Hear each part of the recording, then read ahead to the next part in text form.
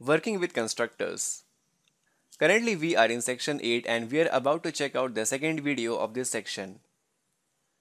So in this video we will check out what are constructors and its types such as default constructor, parameterized constructor, named constructor, and at last the constant constructor.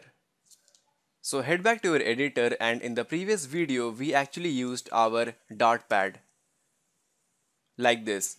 But I really don't like dark theme for recording purpose.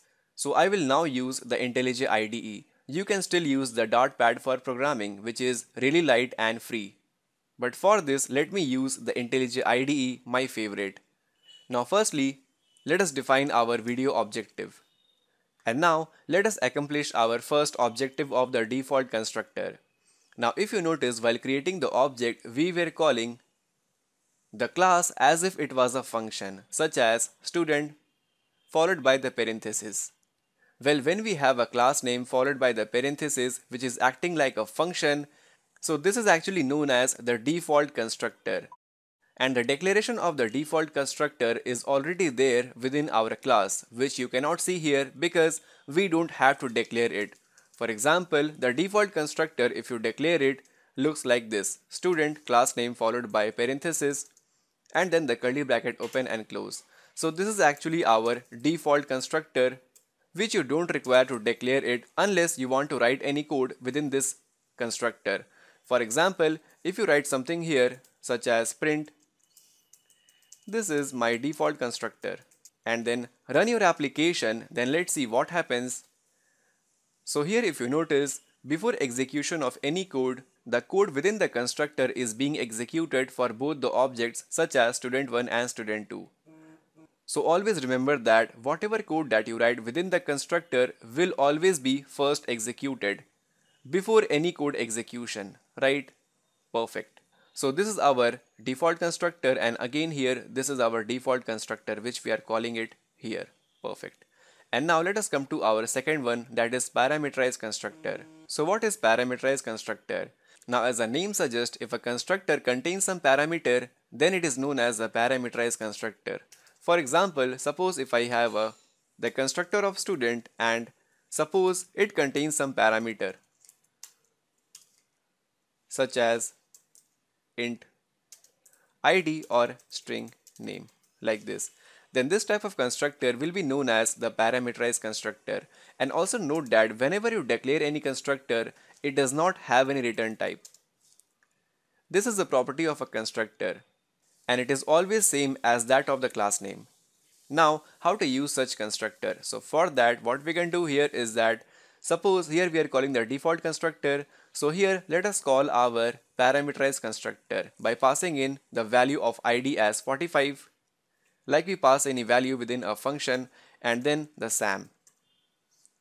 And now this 45 will fall here to this id and this sam will fall here to the string name.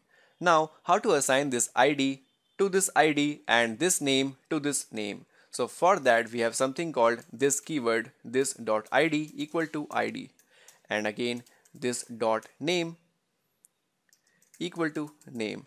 Now please do not get confused here.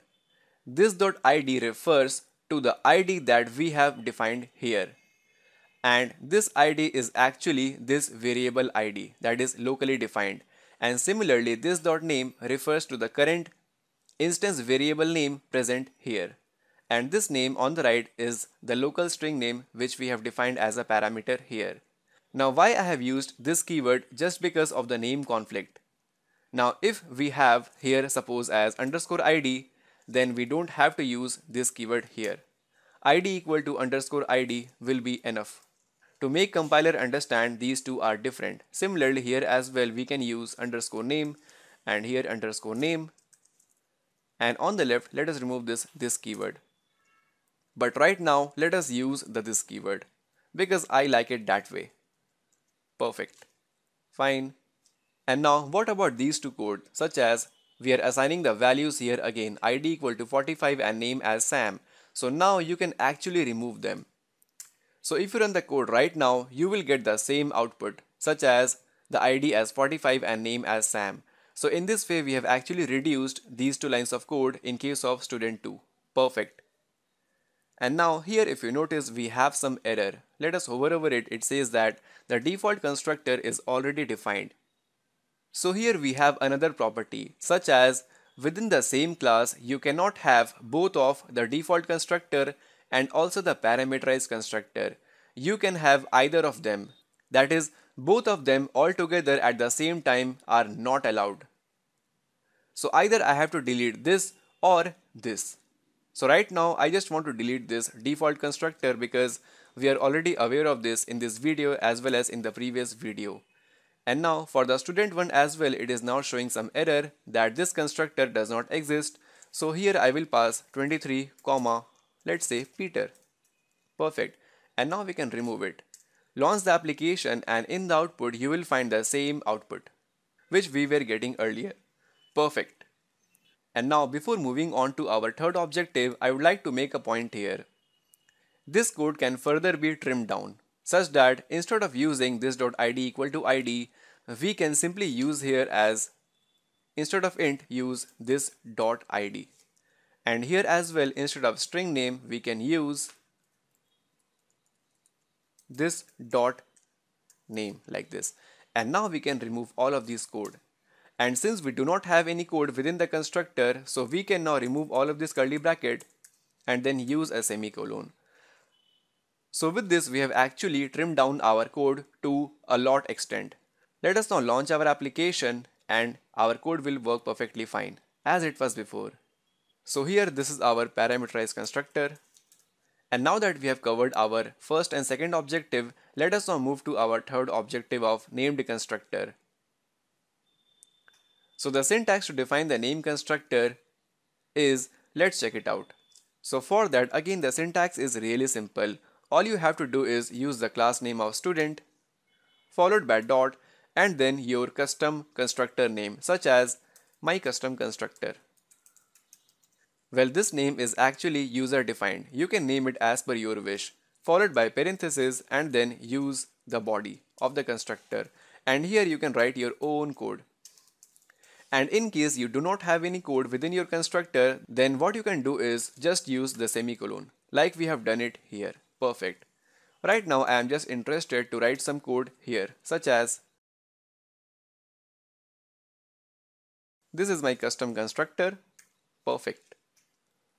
And how to use this constructor? So for that what we can do here is let us create another student object such as var student3, then use the syntax of student dot and then use my custom constructor. So in this way we have again created one more object where student3 is a reference variable, and we have achieved this by using our custom constructor. And soon after this we can actually use student3 dot id equal to, let's assign it some value 54 and again name, let's call him Rahul. And if you want you can actually print these two values out by using this print statement. Copy it and paste it here. Use student3 and here again student3. Launch the application and there we go. These are the output that we have generated using our named constructor.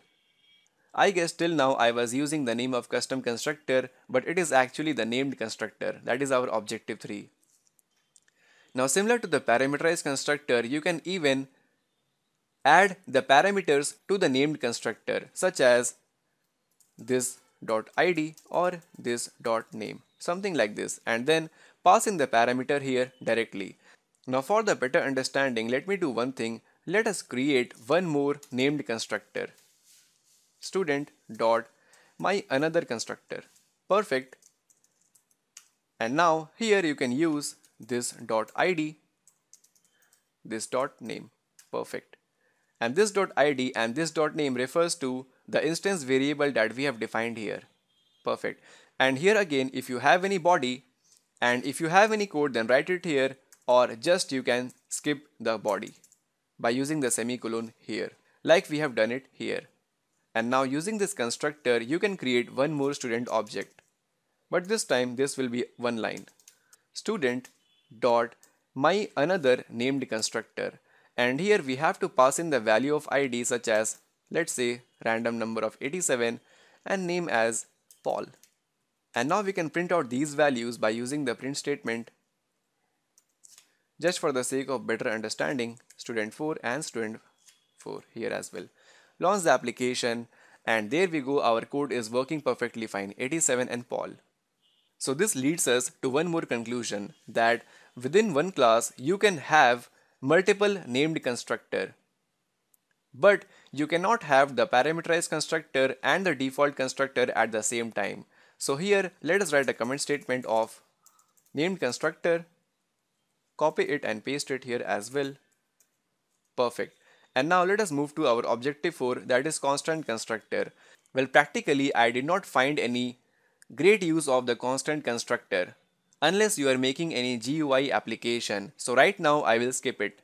And if needed, I will cover it up in our upcoming videos. So as of now, please don't worry about constant constructor. These three are enough for object-oriented programming in Dart.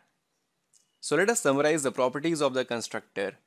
Well, the constructors are used to create objects, and within the constructor you can initialize your instance or the field variables.